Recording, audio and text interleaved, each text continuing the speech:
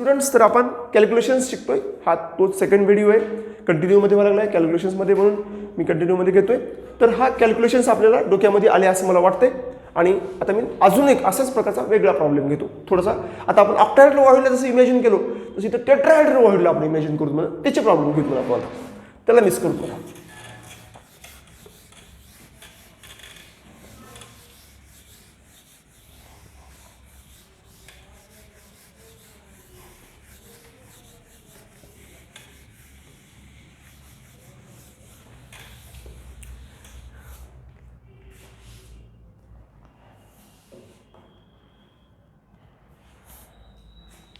बघा एक प्रॉब्लेम आहे.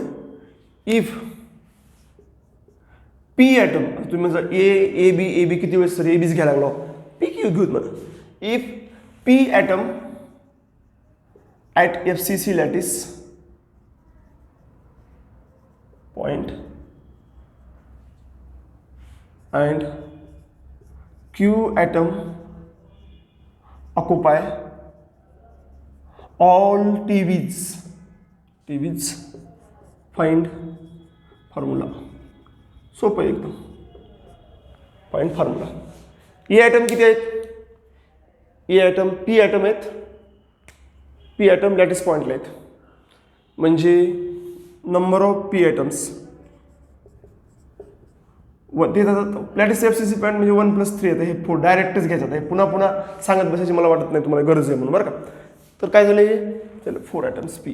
क्यू ॲटम कुठे? टीव्ही. लक्षात घ्या, जेवढे ॲटम त्याच्या दुप्पट टीव्ही असतात, जेवढे ॲटम त्याच्या दुप्पट टीव्ही, कारण क्यू टीव्हीला आहे, म्हणजे नंबर ऑफ टीव्हीज जर बघितलात, number of TVs in FCC equal to 8. मी अगोदर पण तुम्हाला लिहून दिलतो, तिथं 8च आहेत.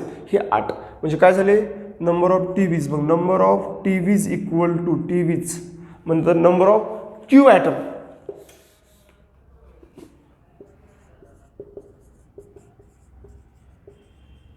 किती झाले Q item?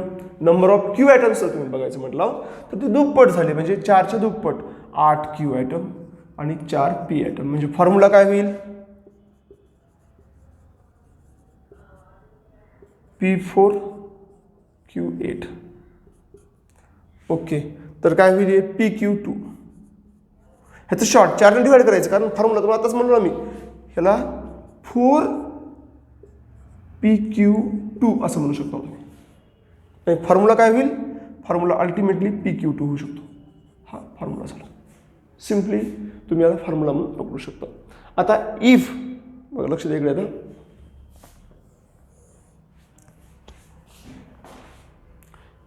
if P atom at FCC lattice point, Q atom occupies at TVs, find formula. हा झाला. आता मी अशाच प्रकारे असं करतो मागच्यासारखं. एखादा ॲटम फेसमधून मिस करतो, मागच्या कॉर्नरमधून करतो, इथं फेसमधून एक मिस करतो आणि एक टीव्ही मिस करतो. लक्षात घ्या, टीव्हीचा एक फायदा आहे आपल्याला. ओव्हीचा काय फायदा तोटा होता की ओव्ही कुठली मिस झाली आहे हे बघावं लागत होतं आपल्याला. एजची मिस झाली आहे का बॉडी सेंटरची मिस झाली आहे हे बघणं खूप महत्त्वाचं होतं, कारण ओव्ही 2 लोकेशनला आहे. टीव्हीचं टेन्शनच नाही, टीव्ही एकच लोकेशनला आहे आणि ती अख्खीच्या अख्खी ते युनिट सेलचा पार्ट आहे, त्यामुळे तिथं फ्रॅक्शनमध्ये मिसिंग होत नाही. झाली की टीव्ही कम्प्लीटच मिस होणार, नाहीतर होणारच नाही. मग इथं अजून एक सोपं गेलं आपल्याला थोडंसं. आता मी असंच प्रॉब्लेम बघतो. बघा काय म्हणते, if P atom at FCC lattice point, if P atom at FCC lattice point and Q atom at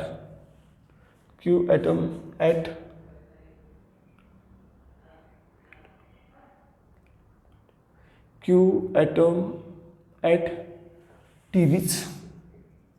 Okay, find formula नाही. Here one phase atom and one TV is missing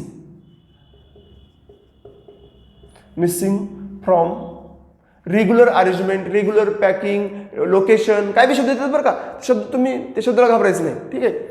1 TV is missing from regular position.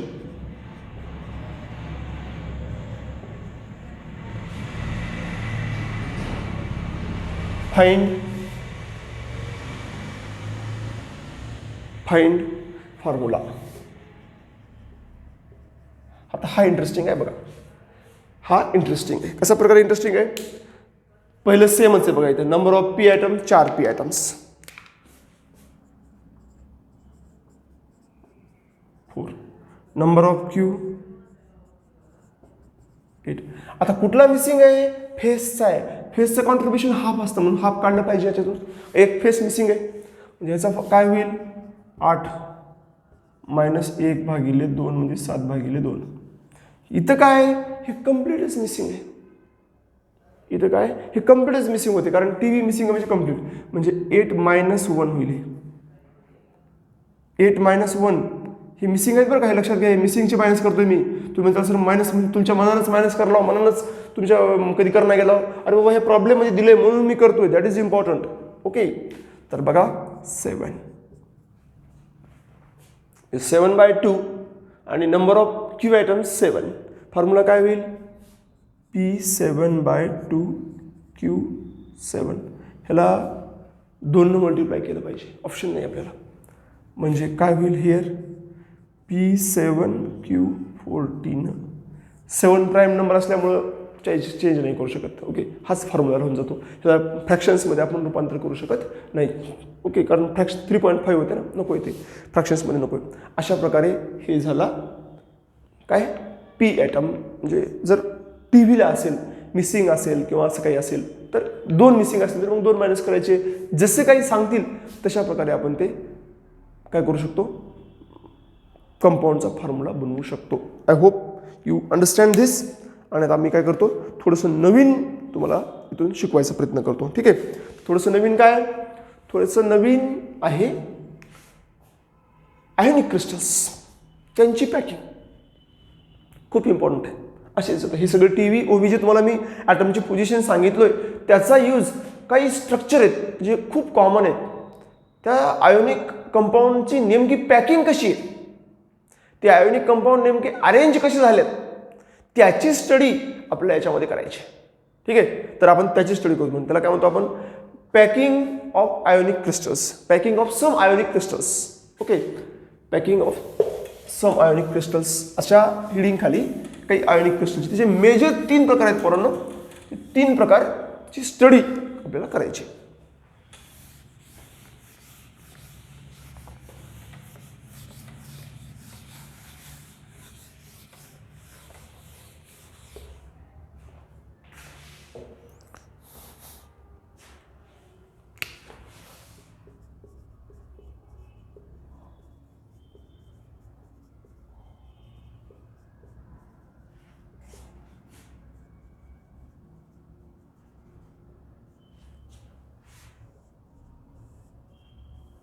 Packing of some ionic crystals, काही ionic क्रिस्टलची packing जर तुम्ही इथे विचार केला तर simple आहे.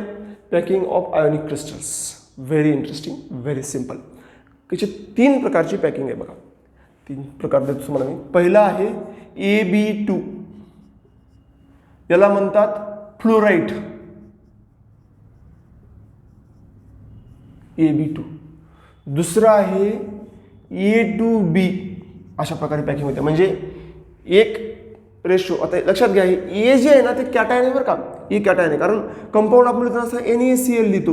कधी आपण Cl Na लिहित नाही, कारण पहिला जे लिहितो ते कॅटायन लिहित असतो, दुसरं जे लिहितो ते मोस्टली अनायन लिहित असतो. इनऑर्गॅनिकमध्ये तरी असेच असते बरं का. आयोनिक क्रिस्टल्स म्हणजे इनऑर्गॅनिकचे कंपाऊंड. आता तुम्ही म्हणता सर कार्बनमध्ये तुम्ही C3H8 लिहिता, मग इथं कार्बनमध्ये H निगेटिव्ह आहे का? नाही आहे. ते कार्बन ऑर्गॅनिक कंपाऊंडचं लिहिण्याचं पॅटर्न थोडंसं वेगळं आहे. ती इलेक्ट्रोनिगेटिव्हिटी, बाकीचे अँगल प्रेझेन्स, किती ॲटम्स आहेत काय नाही, त्या दृष्टीनं त्याचा एक नियम काय बाबा? आधी कार्बन लिहा, हायड्रोजन लिहा, नंतर ऑक्सिजन लिहा, नंतर नायट्रोजन लिहा. असं एक ऑर्गॅनिक कंपाऊंडचे एक संकेत आहेत.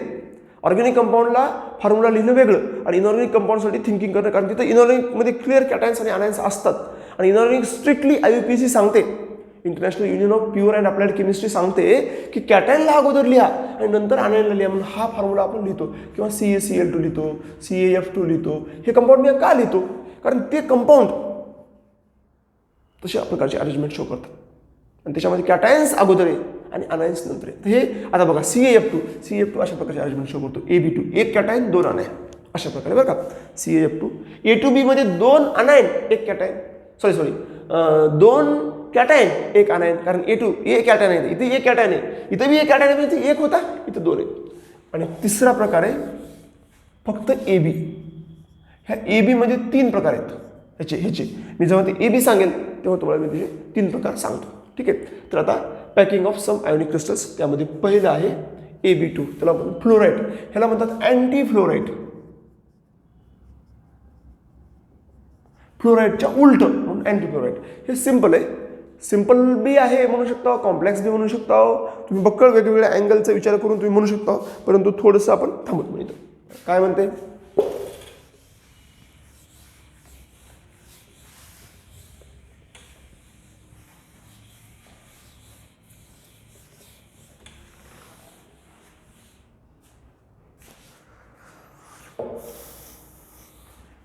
Packing of some ionic crystals. तर बघा, पॅकिंग ऑफ सम आयोनिक क्रिस्टल्सचा जर तुम्ही विचार केला, या सगळ्या गोष्टीचा थिंकिंगचा विचार केला, तर तुम्हाला एक गोष्ट इथं 100% पाहायला मिळते की आयोनिक म्हणलं की कॅटायन्स आणि अनायन्स आहे, त्याचीच पॅकिंग आहे. ओके. तर त्यामध्ये पहिलं बघा AB2 टाईप पॅकिंग. फर्स्ट आहे AB2 टाईप पॅकिंग, यालाच मी फ्लोराईड पॅकिंग म्हणतो.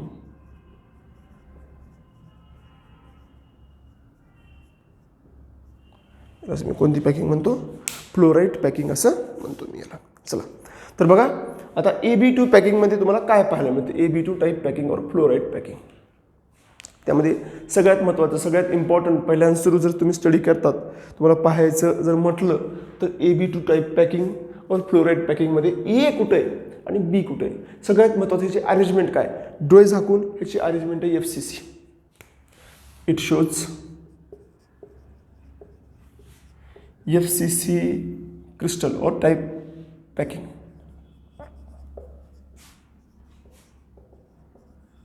मग एकामध्ये 4 असतील, ऑब्व्हियसली आहेत.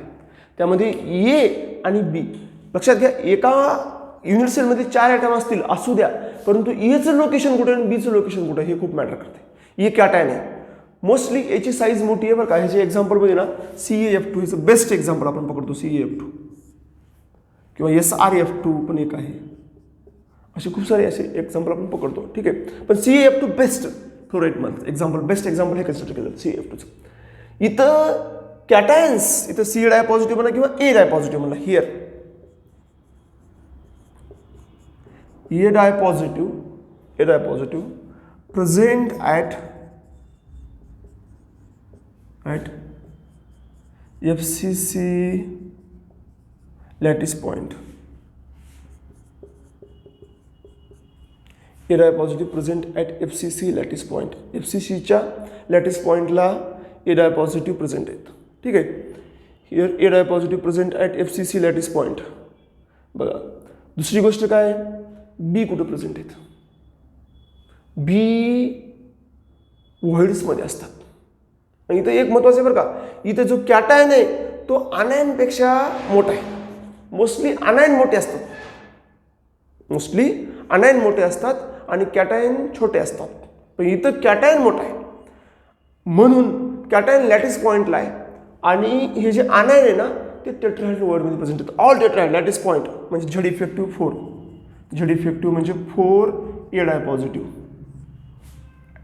डायपॉझिटिव्ह कॅटायन्स, आयन्स किंवा कॅटायन्स म्हणतो. ठीक आहे. तर बघा आता इथं B मायनस, बी सिंगल मायनस आहे ते, B minus occupies all TVs. किती TVs आहेत, 8 आहेत, कारण 4 ॲटम आहेत म्हणजे 4. FCC मध्ये पॅकिंग काय, FCCचा झेड इफेक्टिव्ह काय आहे, FCCचा झेड इफेक्टिव्ह आहे 4. म्हणजे किती ॲटम आहेत, 4 ॲटम आहेत, आणि 4 ॲटम असतील तर दुप्पट TV असतात. आपला तर फार रेशोच आहे, फॉर्म्युलाच आहे आपला. ठीक आहे. मग B minus occupies all TVs, हे B मायनसकडे काय आहेत, ऑल TVs आहेत. मग हे जर ऑल TVs असतील, B मायनसच्या, B minus occupies all TVs, जर ऑल TVs असतील तर त्या 8 आहेत. मग किती झाले, here 8 F minus R. Present. म्हणजे बघा एफ मायनस म्हणा बी मायनस म्हणतो मी, कारण एफच, कारण ह्याच्यावरून एफ या लागले. B minus R present.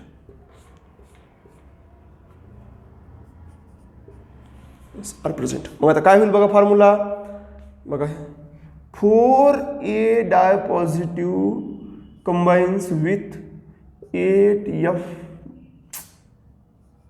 बी मायनस, म्हणजे 4AB2, कारण ह्याचे एकाच दोन लागतात ना, 4AB2. बघा ऑब्व्हियसली झेड इफेक्टिव्ह 4AB2. अशा प्रकारच्या पॅकिंगला आपण म्हणतो फ्लोराईड पॅकिंग. ओके, त्याच्यामध्ये ये mostly okay in this packing, in such packing cations have larger size than anions. कॅटायनची साईज अनायन्सपेक्षा कशी आहे, लार्जर आहे, थोडी मोठी आहे, जास्त आहे. ठीक आहे, अनायनची एवढी लार्जर नाही आहे. Cation in such packing cations are larger size than anions. Okay, म्हणून आता इथं ह्याच्या उलटी जी पॅकिंग आहे अँटीफ्लोराईड, ओके, त्याच्यामध्ये ना हे SrF2 एक्झामच्या उलटे Na2O Li2O अशी त्याचे एक्झाम्पल्स आहेत. तिथं उलट असते, तिथं फेस. आता इथे ह्याचं मी स्ट्रक्चर काढून दाखवतो तुम्हाला मी, थोडंसं म्हणजे स्ट्रक्चरमध्ये शिकलं ना भारी वाटतं एकदम.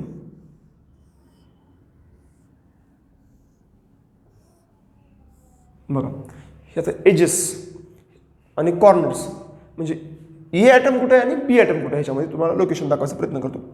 ए ॲटम कॉर्नर आणि फेसला आहे, म्हणजे इथं कॉर्नर आणि फेसला. बी ॲटम कुठे आहेत, अल्टरनेट टीव्हीजमध्ये आहेत. थोडंसं मी टीव्हीची लोकेशन कुठे आहे, बॉडी डायगोनलवर आहे. ओके, बॉडी डायगोनलवर, एका बॉडी डायगोनलवर दोन आहेत, म्हणजे कुठे आहेत ते,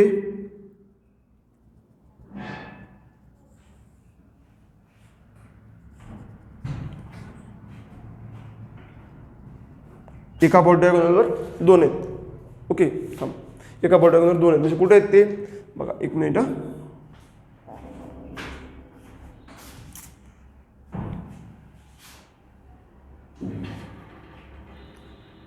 ही बॉडी डायगोनल आणि एक जो बॉडी डायगोनल आहे ना, एक बॉडी डायगोनल इथल्या इथं आहे बरं का. तो समजणं थोडंसं आपल्याला अवघड जाते. ठीक आहे, समजणं थोडंसं आपल्याला अवघड जाते.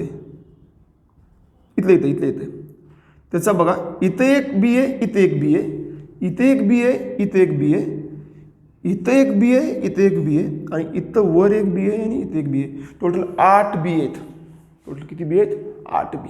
ठीक आहे, मग टोटल जर 8 बी असतील याच्या पर्टिक्युलर अरेंजमेंटमध्ये, टोटल जर 8 बी ॲटम्स प्रेझेंट असतील, तर काय होतंय, तर या अरेंजमेंटमध्ये किंवा या पॅकिंगमध्ये बघा इथं जे आहेत ना, मी ब्लॅकनं मुद्दाम, मी हे ब्लॅकनं जे दाखवतो ना ते ए आहे, आणि ब्ल्यूनं जे दाखवतो ना ते रेड आहेत. बघा मुद्दाम इथं कॉर्नर आहे. ओके, आणि फेसला कुठं बघा, आता इथं एक फेस आहे, इकडल्या बाजूची एक फेस आहे, ही समोरची फेस इथे येईल. समजा आता मी हे असं दाखवतो, समोरची फेस इथे येईल, इथली ही फेस, वरची फेस ही वरची. आता पाठीमागची एक फेस आहे बघा, इथं कुठंतरी येईल पाठीमागची फेस, पाठीमागची इथे एक फेस येईल, असं समजा मी असं डॉट दाखवतो ब्लॅक. इकडे फेस आहे, म्हणजे बघा हे 1 2 3 1 2 3 4 आणि 5, 6वी फेस कुठे गेली रे, समोरची आली, 1 2 3 4 6वी इकडली आली, खालची. अशा प्रकारे इथं, म्हणजे हे जे तुम्हाला ब्लॅक इथं जे म्हणतो ना मी, हे ए ॲटम्स, हे आहे, हे इथं आहेत, हे सगळे ए ॲटम्स आहेत. आणि बी ॲटम्स जे आहेत ना ते टीव्हीजवर प्रेझेंट आहेत. बी ॲटम्स सगळे बी ॲटम्स. ए ॲटम तुम्हाला वाटतं सर जास्त आहेत, नाही, कॉन्ट्रीब्युशन आहे त्याचं 1/8 आहे ना, याचं 1/2 आहे, त्यामुळे ते तरी पण कमी आहेत, कारण ते शेअरिंगचा विषय आहे. पण ह्याच्यामध्ये अजिबात शेअरिंगचा विषय नाही कुणामध्ये, बी ॲटममध्ये. त्यामुळे ती 8 जरी असले ना तर अख्खीच्या अख्खी युनिव्हर्सिटीचा पार्ट आहे, त्याची संख्या वाढते. ठीक आहे, अशा प्रकारे. ठीक आहे, so this is the AB2 arrangement. This is the AB2 arrangement pause. Okay, तर स्टुडंट अशा प्रकारच्या पॅकिंगला आपण काय म्हणतो, AB2 पॅकिंग. आता ह्याच्या एक्झॅक्टली उलटी अँटीफ्लोराईड पॅकिंग आहे ना, A2B. आता इथं कसं आहे, ए ॲटम कॉर्नरला आणि फेसला आहे, तिथं ए ॲटम मध्ये असणार आहे. म्हणजे इथं अनायन्स हे F मायनस जे आहेत ना ते टीव्हीजमध्ये होते, तिथं अनायन्स मोठे आहेत, लार्जर साईजचे आहेत. इथं काय म्हणतो तुम्ही इन्सर्श पॅकिंग, कॅटायन्स लार्जर साईजचे होते म्हणून त्यांनी हे जे असतात ना हे लॅटिस पॉईंट्स हे मोठे असतात, कॉर्नर आणि फेसची जागा मोठी असते म्हणून तिथं मोठे बसणार जाऊन. जिथं मोठी जागा आहे तिथं मोठे माणसं जाऊन बसणार. मोठे माणसं म्हणजे माणसं नाही, इथं मात्र ॲटम्स आहेत. जिथं मोठी जागा आहे तिथं ॲटम जाऊन बसतील, मोठे ॲटम ज्याची साईज जास्त आहे ते आयन जाऊन बसतील, आणि जिथं छोटी आहे ते छोटे जाऊन बसतील. तर ती प्रकारची अरेंजमेंट तुम्हाला इथं पाहायला मिळते. चला तर आता आपण काय करूत म्हणा, तर आपण या सगळ्या याच्यामध्ये उलटी पॅकिंग बघूत म्हणा. हे CF2 SRF2 हे त्याचे एक्झाम्पल्स आहेत बरं का. आता त्याच्या उलटी पॅकिंग काय, याच्या उलटी पॅकिंग आहे A to B ची, A to B ची पॅकिंग. हे असंच राहू द्या, इथं Aच्या ऐवजी B आणि Bच्या ऐवजी A राहील बरं का. तिथं आता मी तुम्हाला डबल स्ट्रक्चर काढून दाखवतो, पण तुम्हाला कम्पेअर करता येईल त्याच्यामध्ये. मग इथं काय म्हणतं ह्याला A to B type packing, याला म्हणतो आपण अँटी फ्लोराईड.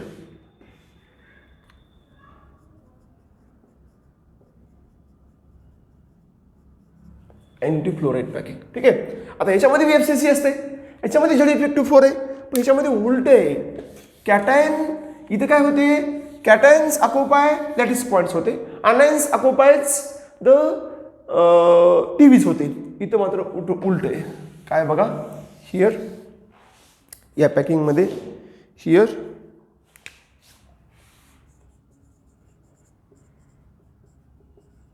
कॅटायन्स अनायन्स म्हणतो, here anions are larger, so they occupy lattice points. कोणती lattice point, face and corner lattice points, that is face and corner.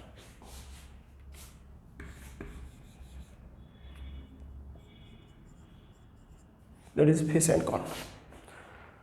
कोण आहेत अनायन इथं, अनायनला कोण आहे, अनायनला इथं बी डाय निगेटिव्ह आहे, बी डाय निगेटिव्ह आहे इथं, बी डाय निगेटिव्ह अनायन्स आहे, बी डाय निगेटिव्ह. ओके, फेसला आणि कॉर्नरला म्हणजे एच्या जागी बी आलं बघा. आता इथं ए होतं आणि इथं बी आलं, की मी इथं वर स्ट्रक्चर काढतो, मला ह्याचं कम्पेअर करून दाखवतो. अगोदर मला सांगू द्या. बी डाय निगेटिव्ह म्हणजे किती झाले, बी डाय निगेटिव्ह 4 झाले. FCC आहे ना, स्ट्रक्चर FCC आहे ना, मग झेड इफेक्टिव्ह 4 आहे. सो झेड इफेक्टिव्ह 4B डाय निगेटिव्ह, 4B डाय निगेटिव्ह. ओके, तर बघा आता, सो झेड इफेक्टिव्ह 4 डाय निगेटिव्ह. सो आता बघा, so 8 TVs and कॅटायन्स, 8 TVs and कॅटायन्स smaller in size, cations smaller in size occupies all TVs. Here, so 8 TVs and cations smaller in size occupies all TVs. म्हणजे TVs 8 असणार आहेत, दुप्पट TVs. आता हे तर पुन्हा सांगत बसणार नाही. झेड इफेक्टिव्ह 4 आहे म्हणजे TVs 8 आहेत आणि OVs 4 आहेत. पण मोस्टली ना TVs भरल्या की OVs मध्ये जात नसतात आणि OVs भरल्या की TVs मध्ये येत नसतात. थोडासा एक वेगळा विषय आहे ते आपण, कारण तेवढी TVs बी भरले, OVs बी भरला, बॉडी सेंटर बी भरला, फेस सेंटर बी भरला, तर मग पॅकिंग इफिशियन्सी खूप 90% 95% इनफॅक्ट कधी 100% जाऊ शकते. आणि एवढी म्हणजे एवढं असं दाबून आपण भरू शकत नाही, एवढी पॅकिंग इफिशियन्सी करू शकत नाही आपण. आणि असं होऊ शकतंय तर स्टिकिंग फ्रिक्वेन्सी म्हणतो. स्टिकिंग फ्रिक्वेन्सी म्हणजे अल्टरनेट, असं इकडे बी ॲटम तिकडे बी ॲटम, सगळीकडे नुसते ॲटम्स आणि एकदम असा गच्च जडबिंड्या मॉलिक्यूल. तुम्ही बघा ते हातगोळा वगैरे असतो बघा, असं हात बॉम्ब असं फेकणारे व्यायाम करणारे मुलं करतात बघा, त्याची सुद्धा असा गोल करून ऑलिम्पिकमध्ये तुम्ही बघा असं गोल फिरून असे ते थाळीफेक असते बघा, असं ती जी आहे ना थाळीफेक वगैरे, ते मस्त एकदम स्टिकिंग फ्रिक्वेन्सीनं भरले असतात. लई वजन असतं त्याचं. तुम्ही कधी स्पोर्ट्समध्ये गेलात भविष्यामध्ये किंवा आता बी तुमच्या कॉलेजमध्ये कुठं जिथे स्पोर्ट्सचं डिपार्टमेंट आहे तिथे जाऊन तुम्ही विचारा की ते थाळी किंवा गोळा द्या म्हणा, ते जे आहे ते स्टिकिंग फ्रिक्वेन्सीनं बनलेले असतात, खूप म्हणजे स्ट्रॉंग असतात ते. ठीक आहे. म्हणजे एकदम मजबूत असतात, त्याच्यामध्ये मॅक्झिमम डेन्सिटी तुम्हाला तिथं पाहायला मिळते स्टॅकिंग फ्रिक्वेन्सीची.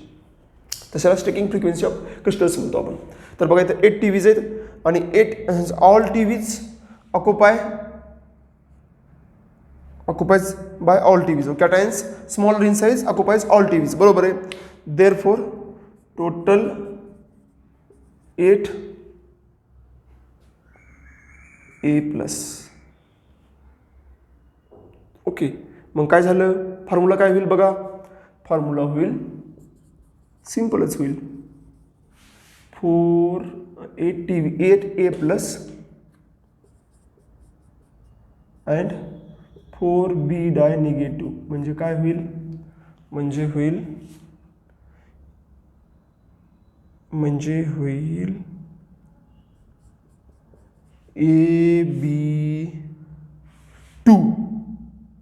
A2B बरं, A2B टाईप पॅकिंग A2, कारण हे 8 आहेत ना, हे 4 आहेत, किती टाइम्स 4 टाइम्स. फॉर्म्युला हे 4 टाइम्स होते, परंतु आपला ओव्हरऑल फॉर्म्युला मात्र A2Bच होतो. ठीक आहे, ह्याच्या प्रकाराला अँटीफ्लोराईड पॅकिंग असं म्हणतो. आणि ह्याच्यामध्ये कोणते कंपाऊंड येतात, ह्याचे एक्झाम्पल्स आहेत ना, ह्याचे एक्झाम्पल्स Li2O, कारण ओची साईज मोठी आहे, Li छोटी आहे, Na2O. ठीक आहे, नंतर अजून Li2S, Li2SE, Na2S, Na2SE. हे डायनिगेटिव्ह आहेत बरं का, हे अनायन डायनिगेटिव्ह आहेत, हे सांगत बसायची गरज नाही, कारण इथं दिले म्हणजे हे तेच इथं असणार आहे. आणि Li मोनोप्लस, ऑब्व्हियसली अल्कली मेटल्स आहेत, मोनोप्लसच असणार आहेत. आता ह्यांची बघा पॅकिंग तुम्हाला सांगतो मी, यांची पॅकिंग कशी होती, यांची अरेंजमेंट कशी होती तुम्हाला मी कमेंटात सांगतो.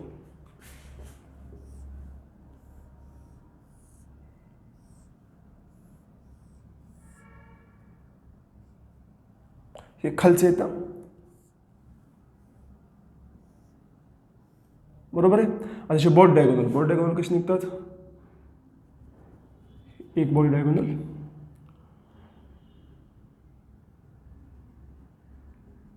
दोन बोर्ड डायगोनल, तीन बोर्ड डायगोनल, आणि इथला मधला हा इथला जो आहे ना,